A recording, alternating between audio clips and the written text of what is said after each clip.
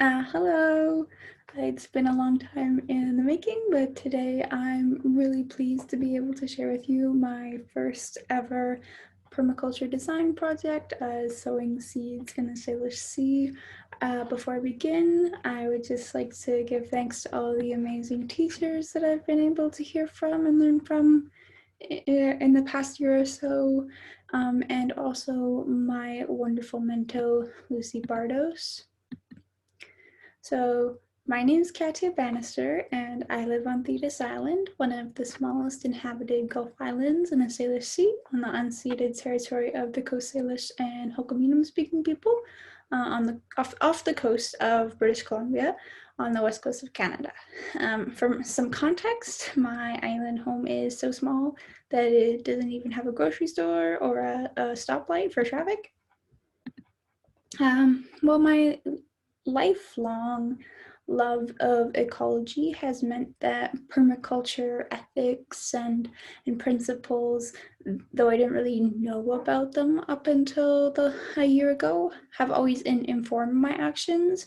I was first introduced formally to permaculture last summer when I worked at a youth-run urban farm. It was when I decided to pursue my design certificate, and now I see permaculture in everything I do. And with that, I'd like to take you on a virtual tour of my site and walk you through my permaculture design. So here is, from a satellite view, is most of my family's 10-acre homestead on Thetis Island. My parents have lived here almost as long as they've been married, more than 25 years. And a lot has changed since my parents bought our home. And here are some ground views of our homestead, including our house and large fenced garden to keep deer from eating our produce. And this secondarily fenced garden that you see up there in the top right, to prevent our family dog from also eating our produce. She really loves veggies. And then also there's a picture at the bottom of our workshop, and then a smaller picture in the bottom right of our chicken coop. This is all infrastructure that my family has built during the time that they lived here. Yeah, so now that I've shown you around a little, here is my thesis and my vision statement for my PDC. My mission and vision involve decreasing the carbon and negative ecological footprints my family and our home have on the surrounding area, and to educate my family and also my community about Indigenous language, the local Indigenous dialect that is really prevalent in the area that I'm from is Hul'q'umi'num, and the teachings in relation to foraging and ecology in general, for us to come together and create a sustainable, self-sustaining garden systems, and having those systems contain a mixture of native and non-native food and medicinal plants, and plants for pollinators as well, things that really provide holistic ecological function. So with all that in mind, here's my base map. My base map shows the majority of my family's property on Thetis. My base map kind of maps out the placement of all those main elements of my design: the house, the ponds, the sheds, the gardens, orchard, forest area, workshop, chicken coop. And from here and from these elements, I'm going to lead you through my design. So we'll start with zones, which are defined by the design elements within them and how frequently they are visited by those living within the design. Currently, Zone 1 contains the residence, gardens, garage, and porches story. Those most obvious spaces for human connection and visiting. Zone 2 has vegetable gardens and the chicken coop. Zone 3 expands to include the rest of the garden, the workshop, the tool sheds. Zone 4 encompasses the tractor shed, the ponds, part of the forest that we use for foraging, and Zone 5 includes the rest of the property. And post-certificate, the zone map is going to change a little, and it's going to look like this. Zone 1 will still look the same, but Zone 2 will grow to include the vegetable gardens and chicken coop as we frequent those areas more and more. And Zone 3 expands to include the rest of the garden, the shop, the tool shed. Zone 4 encompasses the tractor sheds and the ponds now, and part of the forest foraging once again. And Zone 5 is just about everything else on the property, which is a whole lot of forest. And let's next take a look at the sectors that are present on my site. One that I'd really just like to highlight is how financial and cultural capital move onto the site by way of human hands. By that, I mean that myself and my family, as well as the people who move on our site that do not live here, how we enrich the site by providing the financial means from our jobs to build upon existing elements and the values and the passions and the culture that we have as people, and how we use that to enrich our site and the work we do on our site to produce good food, to decarbonize and to decolonize, and make all that work so much more valuable. And here's my water systems map. On the left side of this map, 2 ponds are illustrated. One is natural, one is man-made. The man-made pond was constructed for the purpose of irrigation, and it feeds the garden via a little path that I've mapped out on the map. The thatching in the right corner of the map indicates a swamp marsh area located within the Zone 5 forest that surrounds my site. And this wet area is particularly influential in creating a productive forest forage area. And also included in the water systems present on my site is the well and the groundwater system. That's shown by the little thatched blue shed in the bottom corner of the fenced garden. And it supplies good, clean drinking water for my family, which is super important. So next up is my components and connections map. It shows the homestead, the storage areas and sheds, ponds, gardens, chicken coop, workshop, forage areas, berry patch, orchard. These are my components. And when I made this map, I thought to myself, how do I show the connections between them? And my immediate thought was to draw arrows. But then I thought again, because what good would that do? We all know that all of these components are connected. The orchards, the gardens, the berry patch, chicken coop, forage area, all connect to the house, specifically the kitchen, as they bring in the food that we process in the house. The ponds connect to the garden, the orchard, the berry patch, chicken coop, because they water the plants that we eat, and the plants whose fruits that we eat, and also the animals whose eggs we collect.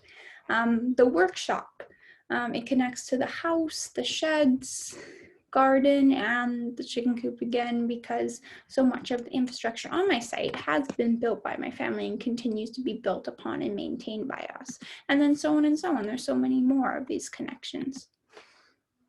And here is my edges and microclimates map. There are many, because while my site is heavily forested from all sides, we still get a lot of sun and have a lot of water running through the site. So, for example, number 1 is a big, huge field full of grass. It's dry, it's exposed to wind, it's sunned and unshaded. 5 is fully shaded forest area. 10 is a warm, sunny, dry gathering space. 13 is a shaded, warmer, drier, and sheltered forage area. It's very biodiverse because it's in that forest that is partly fed by the wetland, even if that is not a wet space itself. Here is a map of the paths, the patterns, and the flows on my site. They're color-coded to show the movement of people and animals throughout the land. The lines have no arrows to indicate direction because they all flow in both directions. And here is a map of the plants, trees, and gardens on my site. I've already kind of touched on them in some of my other maps, particularly components and the base map, but it kind of outlines them once again for you.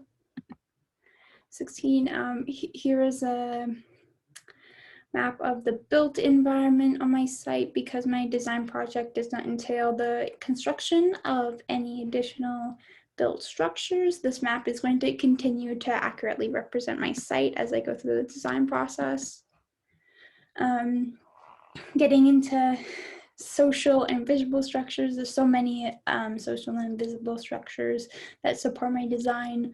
My small island community is home to a really vibrant and close connected culture of islanders on Thetis. You can walk for 30 minutes along the road and see no cars or no pedestrians, but the first person that you do see, you will know your name, what's going on in their lives, and you'll probably stop to talk to them for half an hour or so. And so this deep-seated culture of relation and community and connecting is something that really meaningfully supports community initiatives and working together, particularly around conservation and localized agriculture and permaculture itself. And also important, I think, is the invisible structure of the internet that supports the success of my design. For me, living in a remote community, the internet is this sort of side door that doesn't require extensive travel into local and global communities. It's a really important tool for connection and change making, and it really enriches my design and what I'm able to do. And I think that those community values around local connection and community self-determination, as well as ecological stewardship, are helping to support and enrich my personal perspectives, but also my design project. And it's these same perspectives that help to influence my economic community and create a culture around less monetary, more non-economic capital. And because I'm pursuing a dual certification, my site also has to include a teaching layer. For me, this layer has two components. First, I plan on doing this native species audit on my property and marking out where different native species can be found on the site. I'm going to create a base sign that will be displayed by the driveway, outlining where these spots are. And by each site, I'm going to create some small signs featuring information about these species, their common Latin and Chothan, Hul'q'umi'num names, as well as their ecological significance in traditional uses in indigenous cultures and contemporary uses. And I'm going to turn this into a tour. So it's this tour, sort of nature walk. It can be done self-guided or as a guided tour, and it's going to provide visitors to my site with a better, more decolonized understanding of the ecosystems that we live amongst and that cradle our livelihoods and our communities. And secondarily, in this connects, I will be installing an outdoor seating area to be used as a teaching circle for people who are coming onto my property and visiting my site. And whether they're there to learn about permaculture foraging from me, or building from my dad, or martial arts from my mom, these are spaces for teaching and learning and gathering that are essential to permaculture values in my site, in my community, in our society. And it's going to be a space where we can learn from each other, which is really cool. And here is my tech, transport, and energy map, which explains some of my needs related to these aspects of my design. Based on my remote living situation, I already touched on those kind of like internet community pieces. Obviously, I live remotely, so you can assume that travel is either something that you don't really do a lot of, or if you do a lot of, it's going to be fairly intensive. And it also talks a little bit about the eco-friendly, mindful design of my home and how we do a lot of our food storage and stuff. It's something that we have to be really mindful, because like power outages happen fairly frequently here. And when they happen, we have to be fairly self-sufficient. So we need to have ways of heating and cooling, having electricity, having food storage when we're not connected to the grid. And so now, having gone through all the elements of my design, here is my first base map to once again refresh your memory of what my design looks like before seeing my final base map. This map shows how my site will change and is changing as I go through this design process and complete my design. So the changes include the implementation of a basic gray water recycling and collection system installed in my kitchen and bathrooms and powered by people, and the addition of more seating and gathering area around the house and the porches for my family and visitors to use. We don't have enough of that currently. It also includes the creation of a native and medicinal hugelkultur plant garden, 3 new and spaced out pollinator gardens in my larger garden area to support native pollinators and bring pollinators into the garden to be pollinating other plants, a herb garden for added culinary benefit, and adding garden beds for more veggie growing. Also implemented will be my 2 teaching tools, the outdoor teaching circle and the native planter, along with the permaculture composter to create rich soil for our gardens. That's something that I experienced for the first time at my job at the urban farm, and I really loved the permaculture composter. And also 2 new bee boxes to provide a home for some of the pollinators that are going to be moving through our garden more and pollinating our plants. My implementation plan for my design has 3 different stages. One from now until November, building gardens and designing features. Then from December to January, doing creative builds indoors during the winter months when it's harder to be outside. Then from February to March, planting and implementing elements and building community. And then here are some of my notes, diagrams, and interviews that I've done as a part of this process. I've included my list of native, non-native, and invasive species, a list of the components that I have wanted, need, and have considered as I go through this design process. My maintenance plan for my site broken up into what needs to be done daily, weekly, monthly, and yearly. The stakeholder interviews that I did with my mom, my brother, and neighbors, and the feedback that they gave that I used in creating my design. I also included an analysis of my sense of place, which is something I became really familiar with this year when I took a class at school, and it mentioned it, and it really stood out to me because I believe my love of ecology and what most people would consider nature has really influenced my understanding and interest in permaculture and my love of where I live. And I also included a personal boundaries assessment. It assessed my spiritual, mental, social, caring, energy, and motivation, emotional and physical boundaries, and what I need to be working on to be successful in being a designer. And yeah, now we've made it to the end of my presentation, my evaluation of this course. I'm so glad that I'm here and that I've put in this work. It's been amazing to work with the Permaculture Women's Guild, and I've learned so much and grown so much, and I would definitely recommend this course to any woman I know who is interested in social justice, climate change, farming, food production, sustainability, community. It's been so incredibly valuable.